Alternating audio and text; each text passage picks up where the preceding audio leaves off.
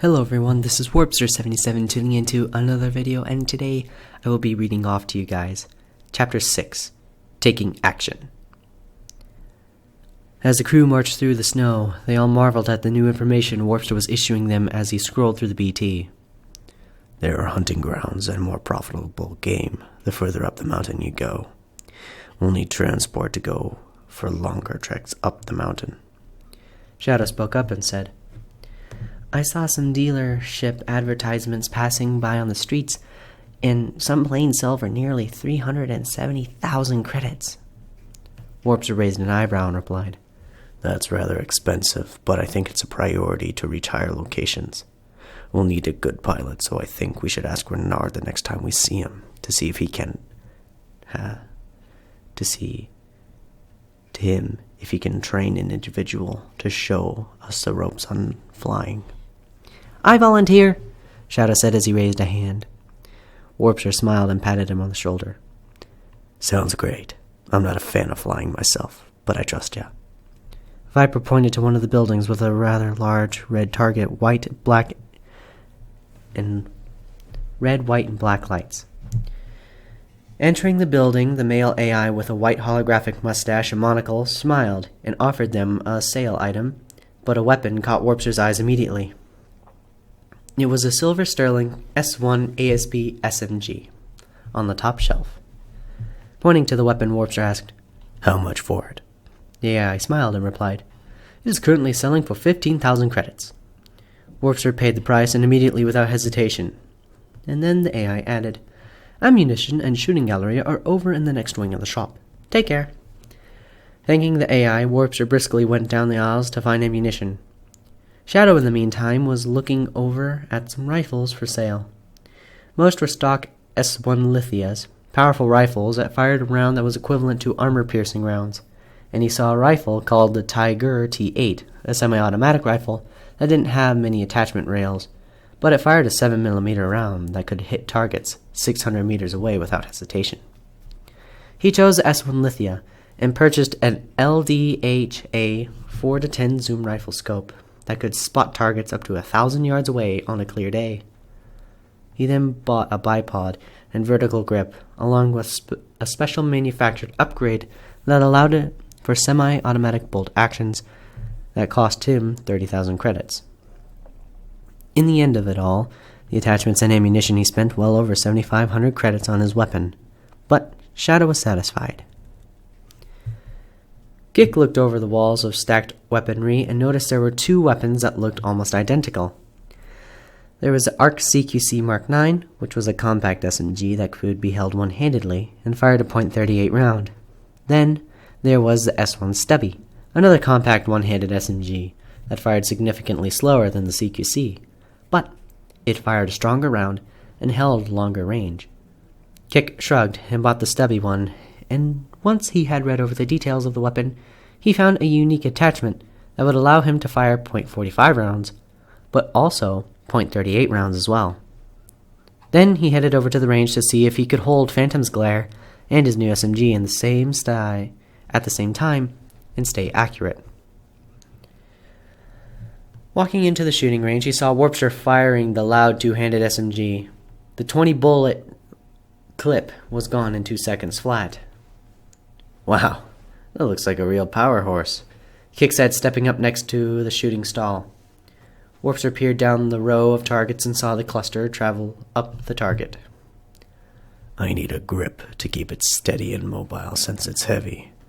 Then I need something to negate the recoil at the barrel, and then a sight since the stock ones are garbage, Warpster said as he dropped the empty magazine and then walked back out into the store.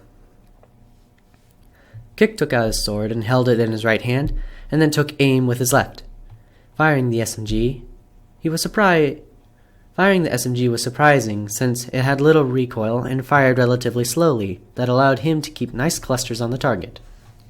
Seeing the target 50 yards away was easy to hit, and with that in mind, Kick figured he'd need a sight along with a stock in the event he needed range. Warpster purchased a stubby grip, which gave him less recoil on his SMG by a large margin, a muzzle brake to help him handle recoil even more, a green laser which allowed him to tag invisible enemies when he would get an HUD eyepiece or helmet. Finally, he purchased a Wolf 3S sight, which allows him to track an enemy on his HUD once tagged through the sight. When a person is tagged, it means their position has been located, and the computers on an HUD can track them for short periods in close quarters or by visually sighting them. Some radar systems have sound taggers, and since some models are so sensitive, they can pick up footprints. He looked at his BT and wanted to know where an armorer was located to purchase an eyepiece. Viper, Side, Kick, and Shadow were finished shopping and felt a lot safer knowing they were finally armed with adequate weapons. Now, all they needed was some protection. Then they would be set for a venture out onto the mountain to see what they would be up against. They walked about half a mile down a couple streets to the armor, but that only sold to Silas customers. But Warpster hoped he'd make an exception for him with his new friend. Viper looked to Warpster and said, "We went in last time, but it didn't serve us because we were freelancers." Warpster smiled and pulled out his BT and said, "I think we'll be fine." Approaching the shop, Warpster walked in and saw the AI with a stylus insignia on his shoulder behind the counter. Raising a hand, the AI ordered, "Halt, freelancers. We do not serve your kind here." Warpster approached the AI with his BT, dialing the colonel. "Yes, Warpster, something wrong?" the voice asked from the other side of the line. "No, nothing is wrong. Just, we're here at an armor shop at the same district, and this man refuses to serve us." The colonel's voice instantly grew crisp and barked over the line to the AI. "This is Colonel Wallace Hand, and I am sending your establishment a direct order to allow any affiliates with this gentleman to be served." The AI looked over towards the counter where a chat box sent him a print stamp of approval and the colonel's signature. "How can I help you?" the AI asked. Warpster smiled and said, "Thank you, Colonel." "Anytime, Warp," he said and hung up the BT.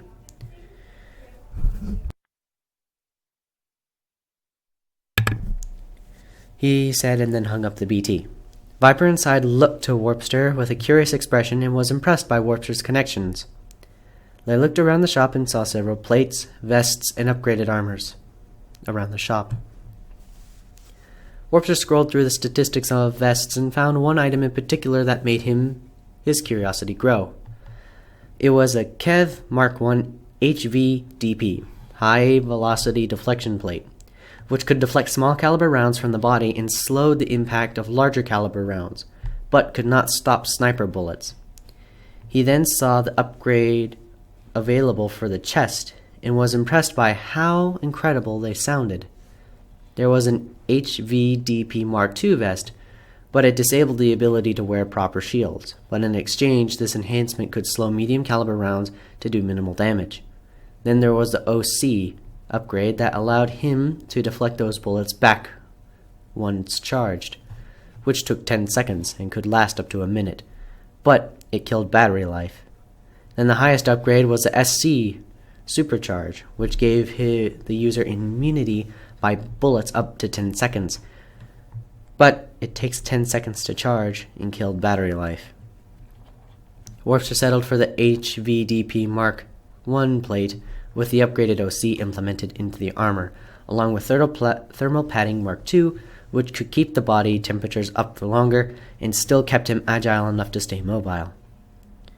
Viper saw a plate that had built-in utility pouches on it, the KEV UCP utility chest plate. It allowed him to carry more items and still kept his mobility high.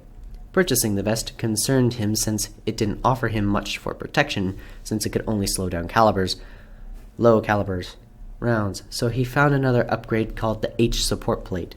It gave him great coverage of the heart and lungs in front, and only minimized agility by a small fraction. It protected him from small caliber rounds and slowed medium to high calibers, but his coordination would suffer in close quarter frays. Side found a suit of armor known as tank armor, which served as the heavy armaments and oftentimes lowered mobility, coordination, and weighed more. He purchased the Tank Mark I suit and then the upgrade called double plating, which could block low caliber rounds and absorb medium to high calibers. If he wanted the higher protection plating, it would really slow him down, but he noticed he met the strength requirements to equip it. Kik went with Light Tank Armor Mark II versions that improved more of his agility, coordination, and mobility, but was a little weaker than Side's armor. Then he found a backsling attachment that allowed him to carry his sword with a free inventory space. Side, on the other hand, went with a strange attachment called Vam Braces, which allowed him to increase strength, weapon control, and breathing control, climbing speed, and hitting power. Then Shadow bought a strange armor that gave him no protection as far as bullets went. It was called GRI series, and he chose from a wide variety still left on the shelves. Warpster tapped him on the shoulder and asked, "Why would you want that armor? It doesn't give a lot of benefits as far as protection goes." Shadow smiled and said, "The statistics matter to me more, because I'm just a sniper, remember? I won't get hit." Warpster smiled and let him pick it out and looked it over. He chose the GRI-B model that increased his stealth abilities, agility, coordination, and mobility through the roof. Then to top it off, the suit allowed him not to be detected by visual sensors. The only problem was that it would break if he took too much damage. The next course of action was now to purchase arm, head, and leg protection. There is plenty, of course, from the arm category, and Warpster found HVDP gauntlets that allowed to block low and deflect medium caliber bullets with his forearm. He went with the choice along with a light shoulder plate called JJ pads that allowed him even more aerodynamic control in the air. Now his skitter shoes were a unique item, but ideally the pads were used to help with jetpack users. He figured it would help lower calibers anyway, and the benefits of extra air control were promising. Viper's choice a CQC plate that allowed him protection from low calibers, but increased his weapon, swap speed, and coordination.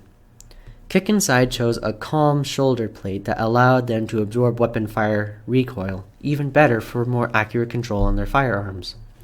Next up were the helmets, but Warpster decided to skip that part due to the fact he needed an eyepiece. He bought Umber leg joints that allowed him to jump higher and recover faster on landings. Viper chose a Tank Mark I helmet, which was heavy, but offered the best protection without being overweight and blocky. He then fitted it with the CBS mouthpiece that allowed for easier breathing and stamina regeneration at higher altitudes. Side took the same setup, but Kik picked a helmet GRI Yeoman, which with very low protection, but boosted his vision, hearing, and sixth sense chance astronomically. Shadow picked a hood that would keep him warm and make him even stealthier, and have higher sixth sense chances. With that, the five of them left the store fully geared and armed to the teeth. In the end, they spent well over 95,000 credits in worth total. Now they were off to find a plane and some ground vehicles. They were walking down many streets, but Kik received a message on his BT and looked at it. The message was signed by KD, and it immediately caught his attention. "Hi, Kik. Listen, I got something for you. Meet me here at this sector of the city. If you need transport, I have given you 500 credits to get over here. We'll talk once you arrive, and I have many questions for you. Sincerely, your love, KD." Kik told Warpster to stop and then showed him the message. Looking it over, Kik told Warpster to stop and then showed him the message again. Looking it over, Warpster looked at the coordinates and saw it was too far to walk there in a reasonable time. "We'll need a ride, and I don't want to bother Renard again today, so let's find another taxi service." Viper was looking at his BT and found something peculiar. "Yo, what? Check this out." Showing him the map of the city, Viper had marked a location called the Lift, which was listed as transport in the map. It was just a couple blocks away and was worth an investigation since it wasn't too far off course. As they went along, they approached the lift and saw a rather old-looking building with no lights or signs. Walking in there was an AI with blue eyes and metallic-looking face. Oh my! Welcome, welcome. It's been such a long time since anyone has come to use the lift. The AI was ecstatic with glee and looked kindly at the group. We'd like to get to the 7th sector to see these coordinates. The AI didn't even look at the BT and simply hummed as he started the old machine to life. It has been a while since I last saw your face, Mr. 77. Warpster looked at the AI with confusion and asked, What did you call me? Your name. It has the numbers 77 in it, correct? Then your hat. Oh, what a marvelous hat. How could I forget? I've never been here before, Warpster said in a low grumble. I can assure you that I've seen you before. Now, the payment 500 credits for all passengers, please. Warpster paid the AI with the money that Kick had received from KD. Once the money was paid, the AI switched the gears and then clapped his hands. Now, the lift is ready. All aboard! The AI shouted, and then they realized the AI had no lower half of his body once he moved out from behind the counter. He hovered over towards a set of metal doors that slid aside and revealed an elevator. Quickly, quickly now, let's go, chop chop! They all moved in and the AI closed the door. Thank you for riding the lift. Before Warpster could say a word, the lift shot them out to the left, and then slowed down as they realized they were on a trolley moving above the city. It was slow and less than riveting. Sitting down on the seats, Warpster propped his feet up on one of the adjacent chairs and then leaned back. How long do you think this will take? Shadow asked. I don't care. At least now I have time to think, Warpster said as he scrolled through his BT, sucking up the information on the screen like a sponge. The rest sat down and Kick tried to message Katie back, but she didn't respond. Shadow tinkered with his rifle for a while and just enjoyed having his new weapon. Side lay down on the long benches at the end of the trolley and tried to take a nap. Viper peered out the window and looked up in awe at the giant mountain that stood before them. It reached high into the sky, where dark brooding clouds blocked him from seeing the summit. Anyways, guys, this is Warpster77 signing out. Tune in next time to hear part 2 of Chapter 6. Alright, this is Warpster77 signing out. Hasta!